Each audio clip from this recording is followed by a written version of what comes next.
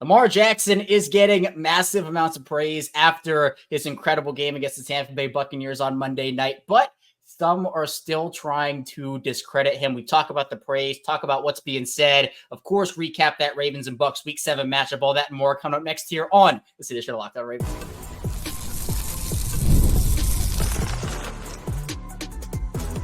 You are Locked On Ravens, your daily Baltimore Ravens podcast. Part of the Locked On Podcast Network, your team every day. Welcome into another edition of Locked On Ravens, your daily Baltimore Ravens podcast. I'm your host, Kevin Oestreicher of Ravens Wire, here with you on the Locked On Podcast Network, your team every day. Thank you so much for being here, as always, making Locked On Ravens both a part of your day and your first listen each and every single day. Free and available for you, all podcasting platforms. So in video form, you can like and subscribe over on YouTube. In audio form, you can follow along and subscribe wherever you get your podcast. It's the same show, both audio and video, so you're not missing out on any which way you decide to consume our Locked On Ravens content. Today's episode of Locked On Ravens is brought to you by FanDuel. Place your first $5 bet. You get started with $200 in bonus bets guaranteed. Visit FanDuel.com to get started. Midweek edition of the show, the Ravens coming off of a 41-31 win down in Tampa Bay. Here to talk about all of that with me, Lamar Jackson, so much more, is former Baltimore Ravens wide receiver, Super Bowl champion, Qadry Ismail. And Q, this is a game we were wondering, Lamar versus Baker. How is this going to go? A lot of points, and certainly a lot of points in this one. You got 72 of them, but Lamar Jackson puts his dominance on display yet again. He shreds this Buccaneers defense, and I'll tell you, this is a guy that is so motivated and is, honestly, in my opinion, playing the best football of his career. Yeah, he certainly is. This is year 7. His commitment and drive to win a Super Bowl championship has never been more apparent. He talked about it when he got drafted that night to be a Baltimore Raven. He's been talking about it throughout his MVP years. But I think this year, especially after the AFC Championship game letdown a year ago, now you're seeing where Lamar Jackson, it's not only that he's locked in, but I think his elevation of guys around him, coupled with the fact that you have another superstar in Derrick Henry as his running mate. The people are saying it's more Shaq and Kobe-like, maybe with less the drama. But I think that's where we're seeing this maturation process of, I got one thing on my mind, that's Super Bowl or bust. It's huge. And again, we know Lamar's motivated. We know Lamar wants a Super Bowl, not only for himself, obviously, but for his team, for his teammates, the city, the coaches, right? This is not just let me win this for myself. This is let me win for me and everybody else around me, which I think is honestly super, super cool. And again, we just can run through the stats quickly here, Q. Lamar, through 7 weeks, number 1 in total yards, number 1 in passer rating, number 1 in net yards per attempt, number 1 in adjusted yards per attempt, number 2 in passing touchdowns, number 2 in yards per attempt, number 2 in yards per completion, number 2 in pass success rate. We can go on and on and on and on with those numbers. He's also 5th in passing yards for those people who say, well, where's the passing yards? He's top 5 in that too. Don't you worry. Don't you worry. And we are now beginning to see more and more respect come out for Lamar Jackson. One of the things Chad Johnson, you and I talked about what Chad Johnson had to say last week. He ended up saying, look at the landscape of the NFL right now. He said, quote, look at the teams I'm going to have to see in the playoffs. What teams in the NFL are built to be able to stop the Baltimore Ravens? He said, nobody. Lamar Jackson, Derrick Henry, that offense that you mentioned, Q, we know that the AFC goes through Kansas City, right? There's no ifs, ands, or buts about that. They are the defending champs. That's the team that everybody has circled. But you have other people, other analysts, other former players who are out there. This happened yesterday, saying, look, if the Ravens and the Chiefs played tomorrow, let's just say they play tomorrow, Thursday Night Football, Ravens are winning that game easy, in my opinion. I think if you look at it, the Ravens would not only win it, I think they would win it with such big numbers. It would leave no doubt how incredible that offense really is. I would be concerned to say that they would win it as far as their defense, sure, like coming along. And I say that because you still got Andy Reid and you still got Patrick Mahomes working in tandem. Anytime you have that, you know it's always going to be a challenge. I think the offensive line has really settled in, minus all the penalties from last night. But the offensive line has settled in. I mean, some of those calls are just such phantom calls. Like I still am wondering where the hold was on Zay Flowers on the one. Daniel Fa'alele, I'm sure he's like, wait, what? How's that a hold? Like, that's just blocking 101. Anyway, I digress. But Steve Spagnuolo, his defense is a formidable defense, to be sure. They have talent across that defensive front, but I think that because of the way the offensive line has settled in, I think that Todd Monken's ability to be creative, and then you add in the Lamar Jackson, just domination factor. Oh, yeah. That offense would put up some explosive numbers, but at the same time, I still have the question mark as far as the defense. But I think the Ravens would for sure pull off the victory. Yeah, I don't think anybody's blaming you for having the questions about the defense. We'll certainly talk about that as the show goes on, particularly what Ed Reed had to say and kind of revisiting those comments on the Manning cast, because very strong words from Ed Reed on the finishing ability of this team right now. But then you have guys like Pat McAfee, Q, who are saying that this team is a wagon. Lamar Jackson and Derrick Henry, those guys appear unstoppable, the two of them. I mean, again, we said this last week, and it's even more true this week. The season ended today. You'd have the MVP of the league and the Offensive Player of the Year of the league, both on the Baltimore Ravens and Lamar Jackson and Derrick Henry. I mean, you just see time and time again, and what worked for them, Q, particularly in this Tampa game, is the way it's so unstoppable is we know the Ravens are a run-first team, but they only ran Derrick Henry 4 times in that first half. Lamar Jackson, while they didn't put up 41 points in the first half or anything, they weren't trying to lean on Derrick Henry in this first half of the game. And then when you get to that third quarter, that fourth quarter, and you're wearing down as a defense, and you see big number 22 rolling at you downhill. Obviously, I don't have the football ability. He's throwing me five rows into the stands, but I want nothing to do with that.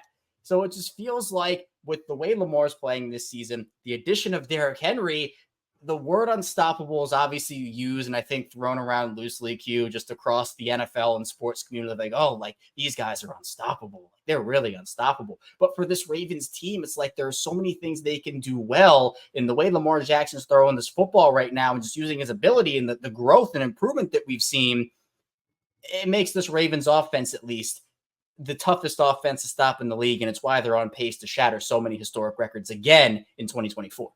I look at what Lamar Jackson is as a play caller, as a facilitator, and as a big play threat every time he's on the field. He is, when you say the word or the phrase pick your poison, and he's used that term a lot.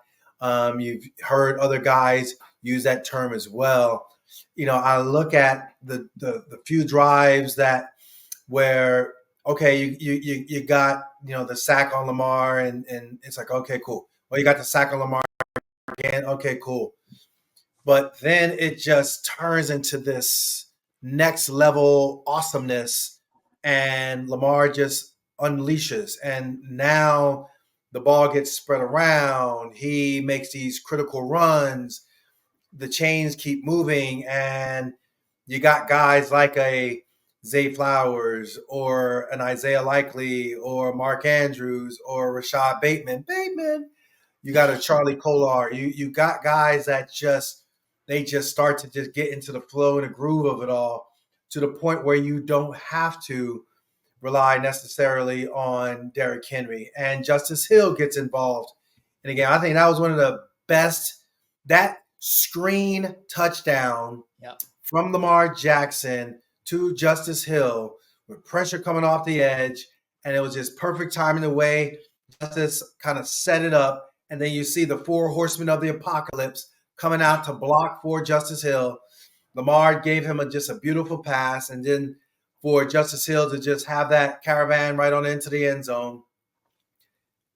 I am saying that is just the perfect screen to the point where it looked like it was one of those practice screen install periods where you would run that, and because there's no real defense out there, it looked so great and it looked like it was going to be a big play. And sure enough, in that Tampa game, my God, it looked like a big play, and it was perfect, and it was a touchdown, and it was awesomeness. That kind of typified what I saw when it came to pick your poison. You want to blitz me? I got you. You're going to go ahead, sit back? I got you. Oh, and by the way, you think you got me again as far as trying to sniff out and get what I think is going to be an overload on the defense? I got an answer for you as well. Just phenomenal way of fluidity, of picking your poison in that Lamar Jackson offense. And I'm glad you brought up the blitzing aspect of this because Tampa was going at him on nearly every single play. It felt like with blitzing, nickel blitzes, corner blitzes. And what we have said, Q, and obviously, we know this, is what's the best way to beat a blitz? It's the short to intermediate passing game, the screen game. Make guys come up the field rushing the passer. And then those guys are out of the play when you check the ball down, and all of a sudden you got blockers out in front. We've been saying that forever. If the Ravens could establish that, man, this offense could be generational. And we've seen that right now. And Ben Solak over at ESPN, the stats on the blitz. Lamar was blitzed on 61.5% of his dropbacks on Monday night per Next Gen Stats. That's the third highest rate for Lamar in a game ever in his career, regular or postseason. Versus the blitz, his stats, 11 for 15, 166 yards, 3 touchdowns, and nearly a perfect passer rating at 148.9. Just about 10-ish points off of a perfect passer rating. He was slicing and dicing up the blitz, and Tampa just kept going back to that well over and over again because it's when it's a pick your poison offense, like you talk about, it's essentially pick your strategy defense of like, we're going to do this thing and we're going to rat it till the wheels fall off, and the wheels have fallen off. Washington, who decided to stop the run.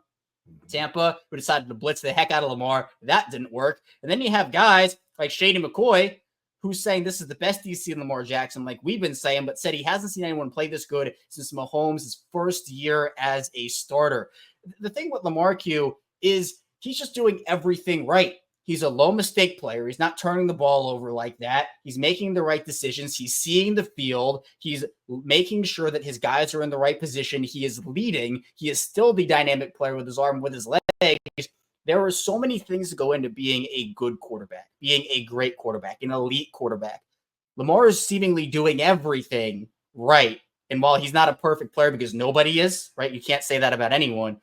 I think, to me, we're seeing about as perfect a version of Lamar Jackson as we're getting right now, especially because one of the big things, too, we talked about was, okay, well, that deep passing game, those deep shots, those aren't really coming. And I'll let you take the floor on this one because it was your man, number 7, Rashad Bateman, getting involved on that. That connection and the connections Lamar has with his players this year, his receivers, his pass catchers, is one of the main reasons why this thing is going the way it is. Absolutely. I think that's really the big elephant in the room. It's what can you do as far as the big play down the football field through your arm. Obviously, you're going to have strong run after catch performances. Charlie Kolar in both the Cincinnati game as well as the Dallas game had some strong run after catches that helped, Lamar's stats, if you will. Zay Flowers, again, he had back-to-back 100-yard games. He had some strong run after catch. Nelson Aguilar, strong run after catch. But the true deep ball aspect of it all, Lamar, I love the fact that it was Rashad Bateman who was the recipient of the deep ball from Lamar, the way in which he ran his route, the way in which Lamar had time and the protection was sound, the way he was able to read the defense. He thought that Winfield might have been in a too deep, two-man kind of a look, but he said, poached or tried to come down and, undercut a route combo.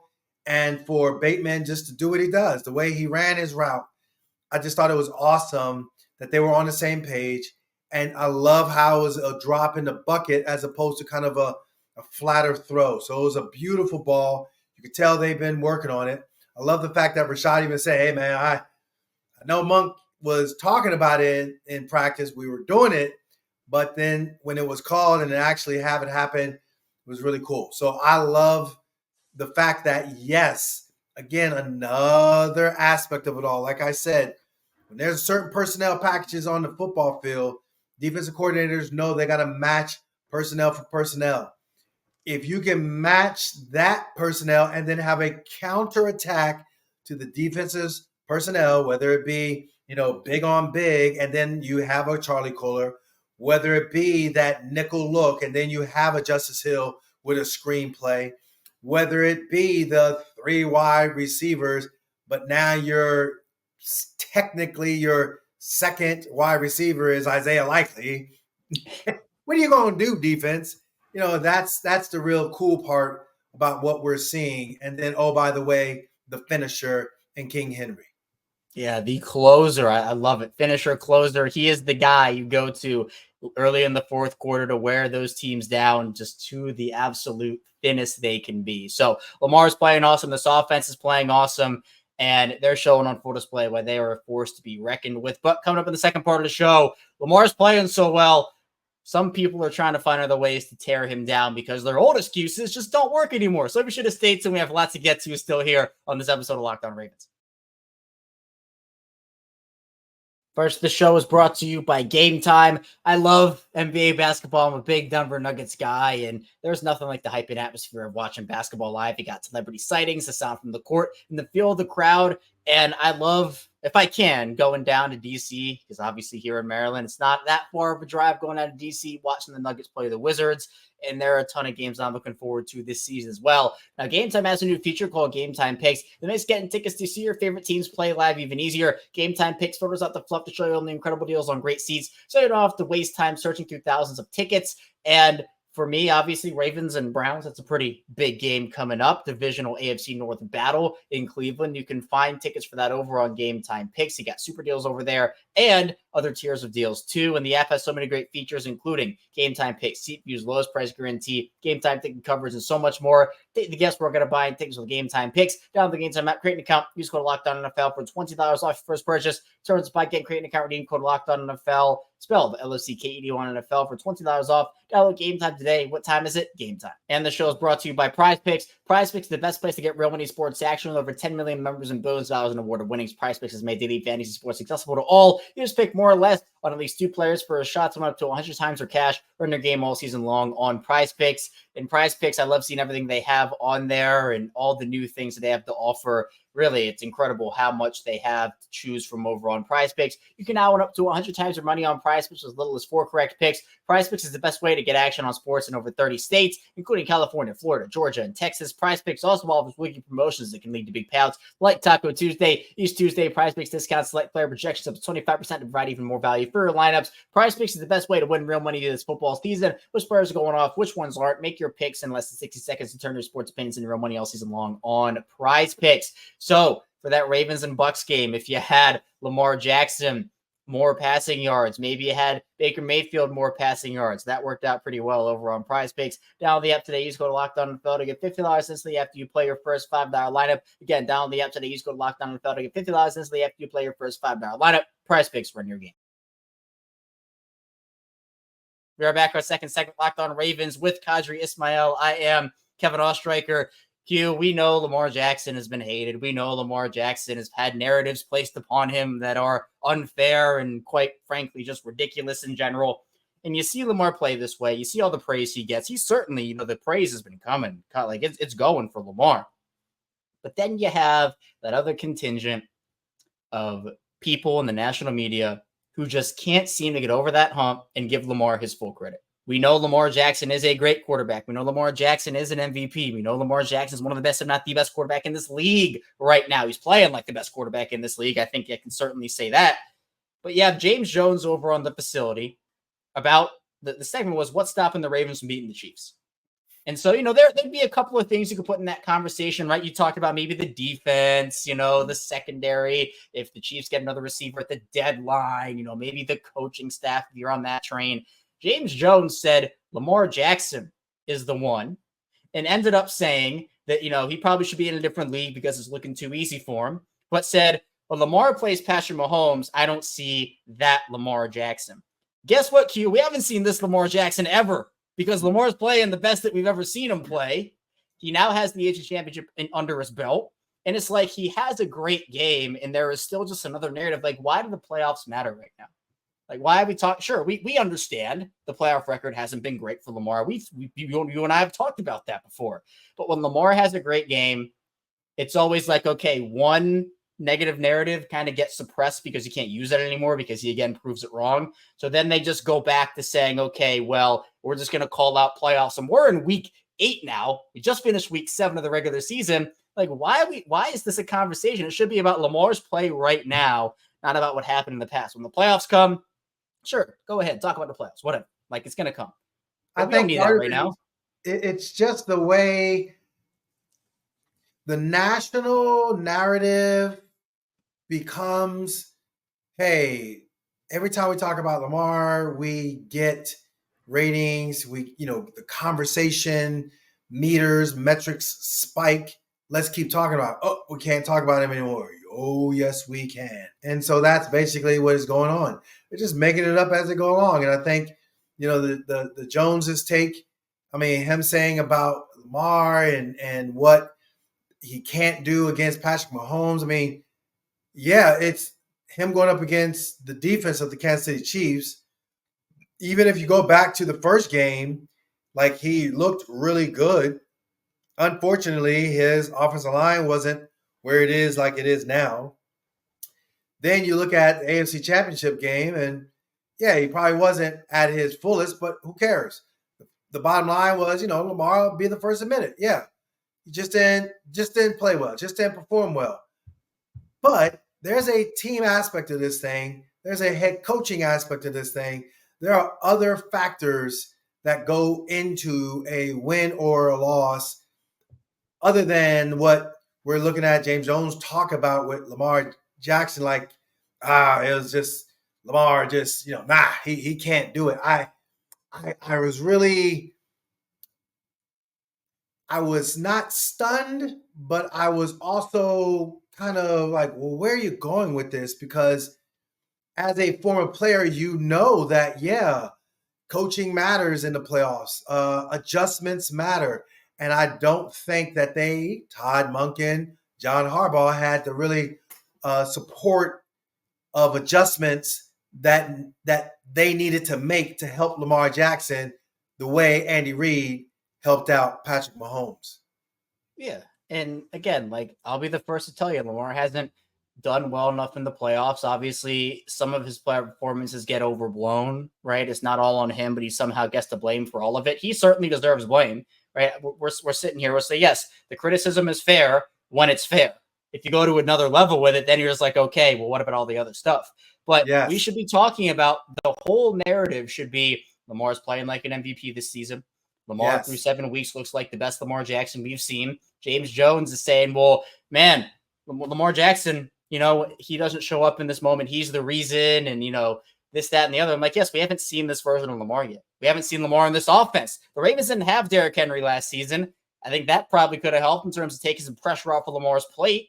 Like, all this stuff factors into it. But again, it all kind of goes back to Lamar. And then you also have Nick Wright saying that Lamar is no different than James Harden or Joel Embiid, right? You got the basketball comparisons. First ballot Hall of Famer, Nick Wright says, unreliable in the biggest spots of the year. By definition, biggest spots of the year, sure, that's the playoffs.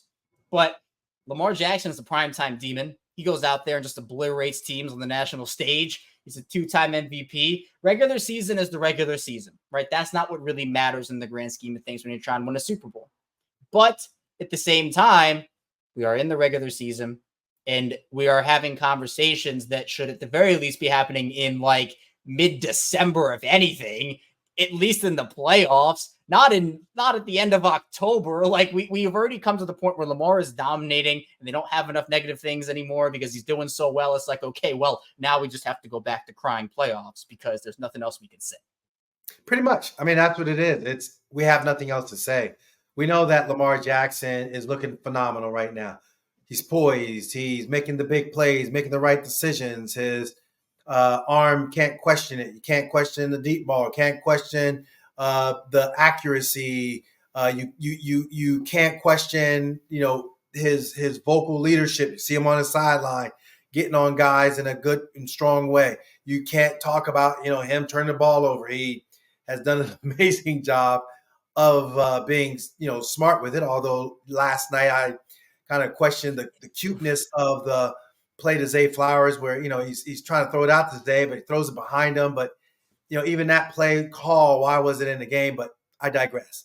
The point is that he's done a phenomenal job overall for that, what the Ravens need. And yes, it is a situation where if it was Jaden Daniels, oh, we're talking about Jaden Daniels. Oh, no, we're talking about Josh Allen. And, oh, no, we got to talk about Dak Prescott. Oh, no, we got to talk. It's always something else rather than, hey, Lamar is just balling. He's at the pinnacle of this sport right now. Let's sit back and enjoy it. Can't do it. Got to go ahead and complain somehow, some way. Man, that's what it is. Just sit back and enjoy it. Like it's fun to watch Lamar Jackson. Obviously, Q, you and I cover the team and watch them on a weekly basis. Like, of course, it's fun. Of course, it's fun for everybody. Ravens fans and me being a fan. It's just like, man, like you have to watch this every week. Like you have to see Lamar's greatness. I'm not taking this for granted. Like Lamar's not going to be around forever. Like I'm soaking this in. Every NFL fan should. But of course, there are just preconceived notions and narratives that followed him since college, which even then were ridiculous. Now you can't say that anymore. So you got to move on to the next thing. And then when everything else is exhausted, you go back to the one thing you can hold on to when it doesn't even matter right now, because this is a much different Lamar Jackson than we have ever seen over the course of his NFL career so far. But coming up in the final part of the show, Ravens and Bucks, we're going to dive into a little bit more of a recap on that, get Q's thoughts on the game. And again, as I promised, we'll talk about that defense because it certainly is a concern for a lot of people. Stay tuned. Lots to get to on this edition of the show. First, the show is brought to you by FanDuel. Hey, NFL fans, you can start the season with a big return on FanDuel, America's #1 sportsbook. So to get a hunch in the middle of the game, you can check out the latest stats, speed live play-by-play, and so much more on the same page where you place your bets. You're started with $200 in bonus bets guaranteed when you place your first $5 bets for the Ravens and Bucks game on Monday night. Man, Mark Andrews, 2+ touchdowns, worked out great. Derrick Henry, anytime touchdown, had that receiving catch for a score. So probably even large over on FanDuel. Just visit FanDuel.com. That's FanDuel.com. We are back with Locked On Ravens. Kevin Oestreicher and Qadry Ismail still chopping it up with you on this midweek edition of the show. Be sure to like and subscribe, video form, audio form, same show, any which way you'd like to consume your content 5 days a week, plus more of daily Ravens coverage. We have a lot coming your way over the course of the rest of the season here. And of course, Q will be joining us to break down everything Ravens related each and every single week. So Q, for this game, I mean, you have to love what you saw from the offense, right? The offense was the great part. 41-31 being the final score. Derrick Henry does his thing. Lamar does his thing. Rashad Bateman does his thing. But let's get into the defensive side of the ball a little bit, because for me, you look at this, Tampa had almost 500 total yards of offense compared to Baltimore's right around 500 total yards. They had 508 compared to Tampa's 481. You got 264 passing yards compared to Tampa's 356, 11 yards per pass compared to Baltimore's 7.4, 9.4 yards per play compared to Tampa's 6.2. But Tampa converted on almost 65% of their third downs. The Ravens only about 37. Now, Tampa had 17 third down attempts. Like, it wasn't like they had like 10 and they converted 6. They went 11 for 17. But the thing with this for me is that this defense, this team was up 41-10. 41-10. And they end the fourth quarter. They scored their points. They give up 3 touchdowns. They give up points to Tampa Bay. And this game ends in 41-31. This is my new quote, Q. Garbage time is garbage time for a reason, but it's not an excuse to be garbage. All right, there's a notion about garbage time. Like, yeah, you know what? You probably played prevent. You take the foot off the gas a little bit, but they just like let go of. Like if they were holding on to that rope trying to climb, they just let go of it and they just fell down. I mean, that to me, there are obviously circumstances behind it, right? Where the defense struggled early, they got it together in the middle of the game, but then they obviously struggled really badly late. On a scale of 1 to 10. Based off everything, what's the concern level for you about this defense right now? Because this is not a one-off conversation. This is not the first time we're having this conversation. This is becoming more and more of a trend each week. Yeah, I would say we're looking at, 9.5. It's a situation for the Ravens defense that they need to recognize, like, this isn't good enough. And I don't know, because there are times where, the up front guys look like they're doing great and then they disappear. It looks like the linebacking core, I'm like, all right, here we go. They're running. Oh boy, wow, they're getting pushed back as opposed to taking it to the offense. And then the secondary is a secondary where, you get missed interceptions, or you're getting missed assignments, or you're just not covering well. It seems like each level there's something or someone that's taking a turn, or the offense is outsmarting you. So it's a defensive play call. So Zach Orr isn't necessarily getting a pass. If I'm saying that, John Harbaugh and Todd Monken doesn't get a pass when they're getting outcoached by Andy Reid, well, even though he's a rookie, hey, so what? This is what you were brought in to do. Well, Zach Orr, we got issues again. So I think all the way around, it seems like some form of fashion defense, players, coaches, they're all taking a turn and playing poorly and coaching poorly. Yeah, and again, I think this was one of the main concern points when you have to bring in a coordinator. The Ravens made that decision to bring in Zach Orr, who has never called plays before at the NFL level, college level, high school. Like, this is his first time doing something like this. And this has been a gauntlet, but the thing that we talked about was there's no room for make all these mistakes and do all that on a contending team. Like, the good part about this, if there is a silver lining, is that at least they've won the past 5 games, where the defense has had their issues, but at least they've pulled out the wins. So the hope is that obviously you can get better each and every week and you still have those W's under your belt, but it's not sustainable. Like, especially when you get to the playoffs, as you were talking about there, Little Q, that's not sustainable.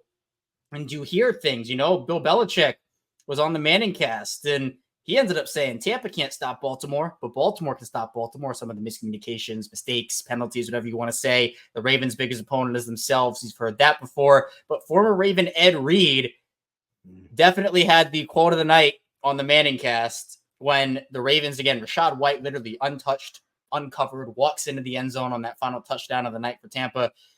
Ed Reed says they don't understand the other side of finishing and being a championship team right now. What's your take on that comment? Because I did see a contingent of people that said, oh, that's pretty harsh, but I honestly think it's pretty in line because they haven't been able to finish properly. They've won games, but they take these great wins, these great performances, and they just, again, don't finish the job. In order to be a championship team, you do have to be able to finish. Don't have to be perfect, but you have to do it on at least a consistent basis. Yeah, I used to say Ravens defenses, they will put their thumb on you. And what I mean by that is that when you would, be struggling and trying to figure out what to do against the Ravens defense, they would just kind of put that thumb on you and stop you right there. And you're like, there's nothing that I can do. And so the game runs out, and then you look back, and you're like, man, that defense is no joke. And yes, the Ed Reeds of the world, the Ray Lewises of the world, the Haloti Ngata's of the world, they were front and center putting their thumb on you. I don't see that. I don't see that from Roquan Smith.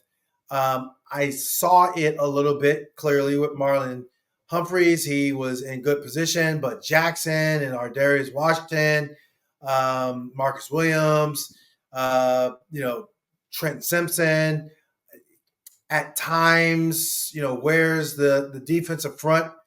There are just too many plays or breakdowns or things where, to be a championship team, like Ed Reed is saying, to not get scolded like Bill Belichick is saying, and it be about you, not you about the team that you're facing, then mentally, physically, you got to play better. And something ain't right that you're playing underwhelming defensive football. That's not the Raven way of doing things. No, it's not. And again, I think everybody's saying if they can figure out this pass defense, this team really, you throw around the word unstoppable. I mean, man, that could really be like the last final infinity stone you put on that infinity gauntlet. And you kind of say, all right, now we have everything that we need. But I think, Q, with everything defensively, I do want to give you more time to talk about your guy here, someone you've been very vocal about. I know we talked about it a little bit in that first part of the show, but man, Rashad Bateman is just doing his thing. 4 catches, 121 yards in a score, multiple 40-plus yard plays for Rashad. This is a guy, look, Rashad Bateman called out the media. You know, he said, hey, I know the media says that we don't have this connection. Yeah, we certainly do. Man, I mean, that's like, first of all, confidence at an all-time high for Rashad Bateman right now. He is certainly feeling it, and that's what you need out of him right now. But he's getting open. He's finding soft spots in defenses. He's making teams be punished with his route running ability. And most importantly, like he said, he and Lamar Jackson have that connection with each other. I mean, what has kind of this season looked like for you in terms of watching Rashad Bateman progress and turn into who he has? Yeah, I think from the start of camp up into present day is what has given me the confidence to say this isn't anything normal, abnormal, out of the ordinary. This isn't something that is like an anomaly. This isn't, well, Rashad Bateman, boy, he's lucky. No, this is his preparation. This is his hard work. This is his dedication to his craft. We've seen it all off season. We're seeing it during training camp. We're seeing it during the first part of the season. We're seeing it now going into this, second quarter of the season. You're seeing Rashad Bateman really just do what we know and what I know and what I've expected from him. He's a great route runner. He's a great hands catcher of the football. He has good football intelligence, strong run after catch. His biggest thing is he just needed to stay healthy and continue to get in Lamar Jackson's vision. It was cool that, yes, when your running mate in Zay Flowers goes down and Lamar is looking for you deliver and deliver in such a big and emphatic way. 49-yard touchdown was just gorgeous. Great route, great combination of speed, separation, all that. Track the ball down, catch it. I think Rashad Bateman is at his best right now, and I am recognizing more and more that he is just getting more comfortable because of Lamar Jackson's style of play. There are times where Lamar likes to have you ad lib and be on the same page with him. I think we're seeing a lot of that with Rashad Bateman. And it's one of the things that they absolutely needed coming into this season, especially placing all that trust in him, signing him to the extension. I think he's playing more free right now. And he is doing exactly what this team has needed him to do all season long. And it's great because he can work off of guys like Zay, off of guys like, Mark Andrews, Isaiah Likely, all those players. So big for this team that the Ravens are getting the production they are out of Rashad Bateman right now. But Q, appreciate you as always. Thank you for hopping on, talking Ravens ball with me. And of course, tell people where they can find you, what you're working on, especially with missiletraining.com. Yeah, missiletraining.com is where you can find me, locate me to talk about human movement, sports performance training. And it doesn't matter the age, doesn't matter the person from 6 to 85. Come see me, missiletraining.com. At the same time, WJZ, I have my Purple pregame show that love to have every Sunday right before the Ravens go on, or in this past week's case, we were on Sunday because we were preparing for that Monday night extravaganza that we witnessed.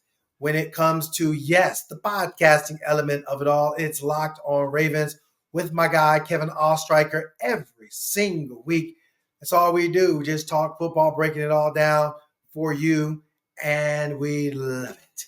Check us out on this platform as well.